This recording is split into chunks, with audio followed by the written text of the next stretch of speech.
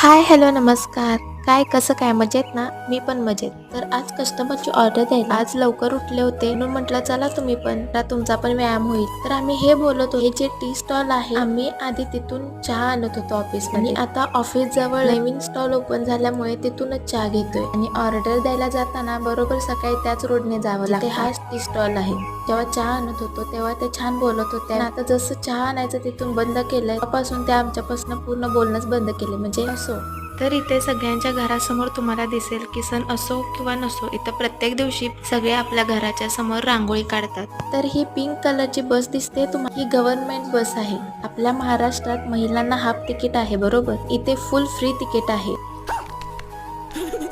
हो, फुल free ticket आहे. तर ऑर्डर दिली, दुकानातून सामान घेतलं आणि घरी गेलो. पण ऑफिसमध्ये मात्र मी एकटीच गेले कारण त्यांचं टायमिंग दुपारचं 2 ते 10 आहे ना, मग मला एकटीलाच जावं लागलं. Thanks for watching.